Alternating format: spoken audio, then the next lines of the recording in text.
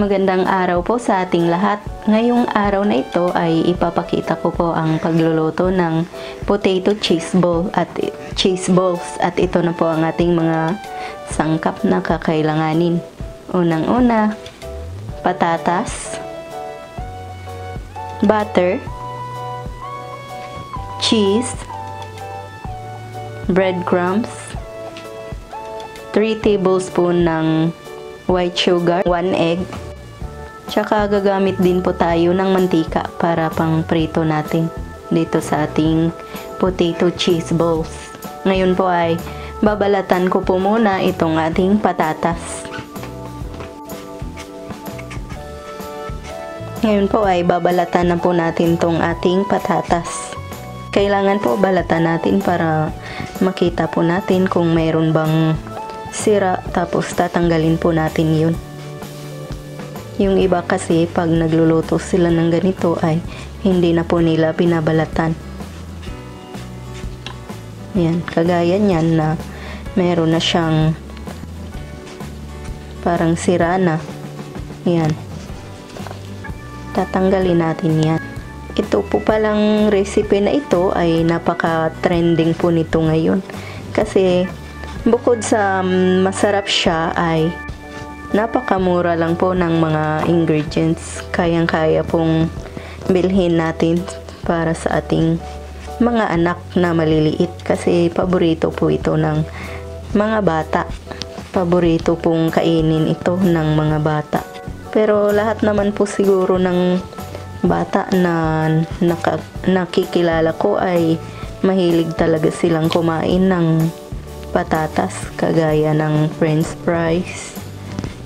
Tapos ganito, babalatan ko po lahat ito, tapos tsaka po natin ilaga, or kaya pala ako gagamit ng butter para hindi po siya masyadong didikit sa ating kamay mamaya kapag i-roll na po natin. Ngayon po ay hihiwain ko na po ito ng maliliit para hindi tayo mahirapan mamaya sa pagmamash nitong ating patatas.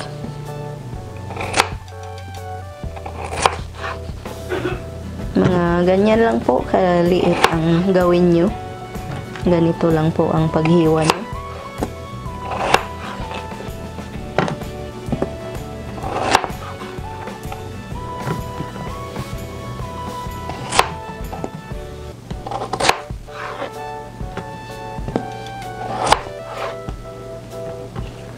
Ayan. Tapos ngayon ay kukuha po ako ng maliit na kaldero para lutuin ko na po itong ating patatas. Ngayon po ay lalagyan na natin ng tubig to para ilaga na po natin. Ayan. Ganyan po karaming tubig para talagang maluto po yung ating nilagang patatas. Ngayon po ay naka-turn on na yung ating stove at hihintayin na lang po natin na kumulo itong ating nilagang patatas. Tapos i-check po natin pagka luto na at ipapakita ko po sa inyo mamaya pag luto na. Habang linuluto natin yung ating patatas ay i-melt na natin tong ating butter. Konti lang po itong butter na gagamitin ko kasi konti lang din yung ating patatas na lulutuin. Ganyan lang po ang pag-melt nitong butter. Iikutin mo lang ng ganyan, tapos matutunaw na siya. Kung wala po pala kayong butter, pwede rin yung margarine. Pero kung wala talaga kayong margarine ay pwede rin po na wag na kayong maglagay. Ngayon po ay tinurn off ko na yung ating stove kasi natunaw na po yung ating butter.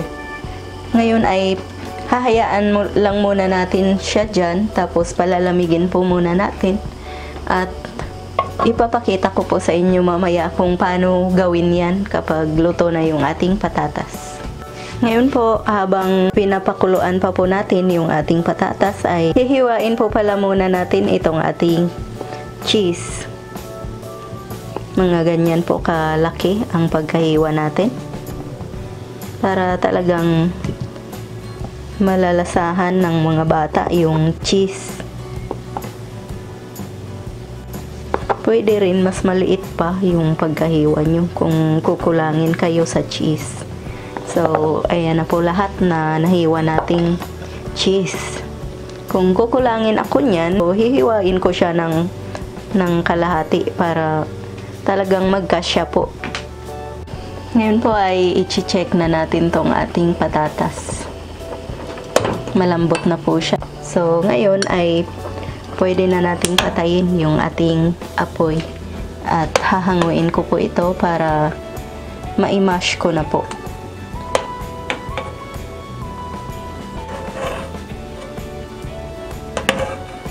Ngayon po ay imamash na natin tong ating patatas. Pwede kayong gumamit ng tinidor kung ayaw nyo po ng sandok. Mamaya gagamitan ko po ito ng tinidor kapag natapos ko na pong durugin lahat. Para pinong-pino po yung kanyang texture.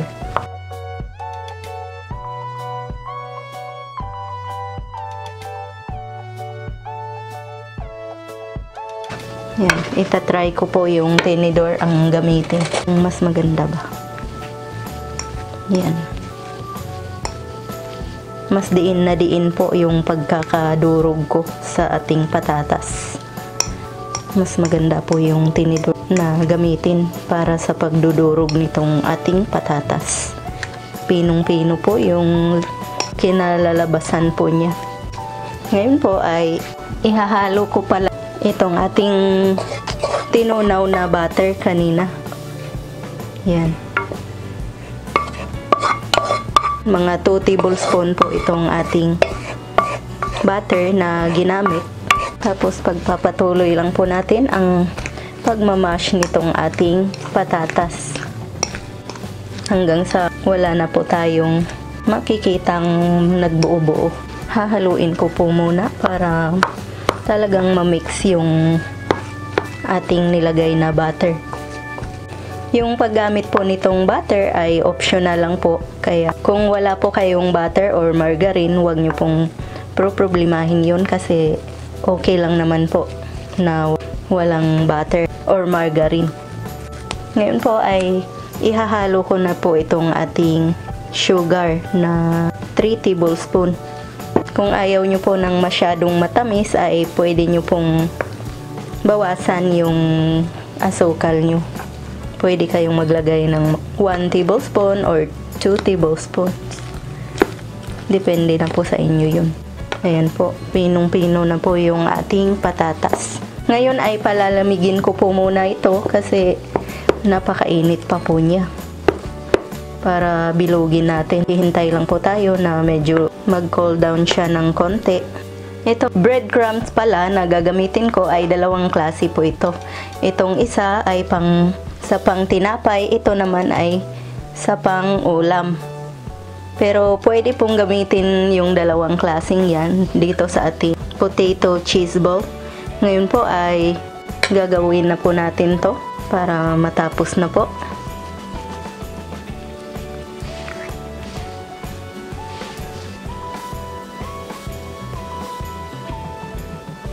Bibilugin lang pong ganyan. Tapos tatakpan nyo.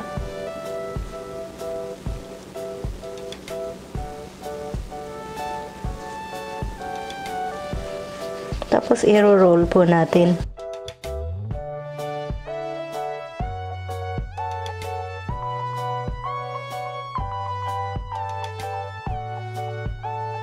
So ngayon ay isasawsaw na natin. Yan. Ayan po. Napakadali lang pong gawin ito at napakabilis lang pong maluto.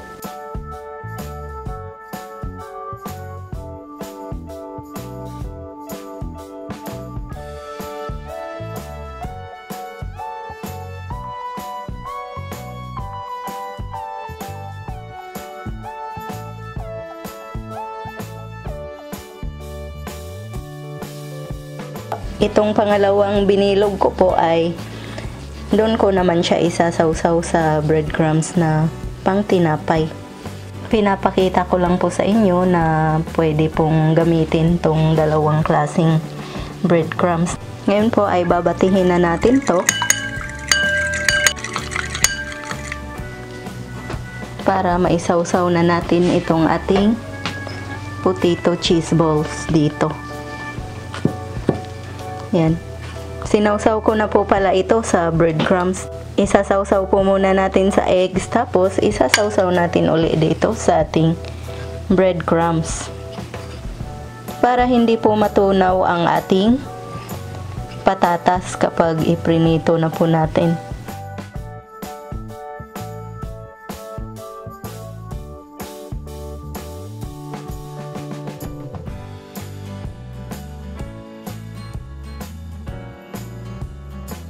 Yan na po lahat ang nabilog kong potato cheese balls natin. Ngayon ay lulutuin ko na po ito. Ngayon po ay ito-turn on na natin ang ating stove. Maglalagay na po tayo ng mantika. Ganyan po karaming mantika ang ilalagay ko. Tapos paiinitin po natin yan. Tsaka natin ilalagay yung ating potato cheese balls dyan para hindi po siya didikit. So, ngayon ay sisimulan na po nating prituhin itong ating potato cheese balls.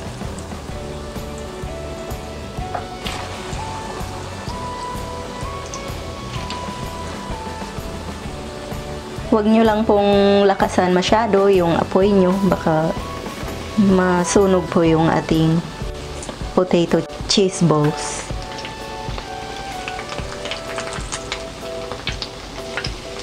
Yan. Ilalagay ko na po lahat yan.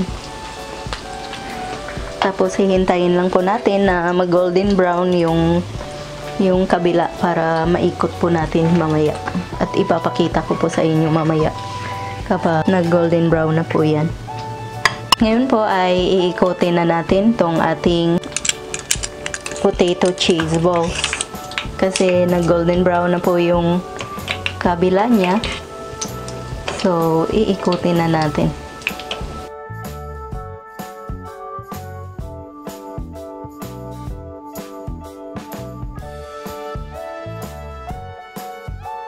Yan.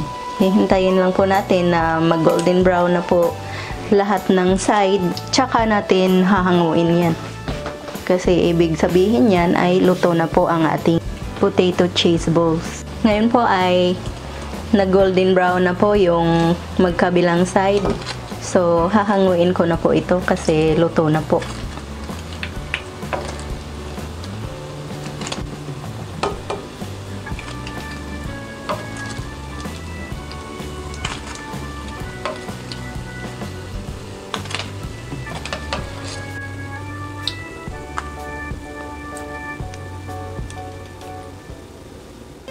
Ito na po ang finished product ng potato cheese balls na ginawa ko. Sana po ay subukan nyo ang recipe ito. Sana mag-subscribe, mag-like at mag-share kayo at i-click nyo na rin po ang notification bell para updated po kayo lagi sa aming mga bagong upload na video. Maraming salamat po sa inyong panonood. Ito po ang inyong Ate Mayang na nagsasabing mabuhay!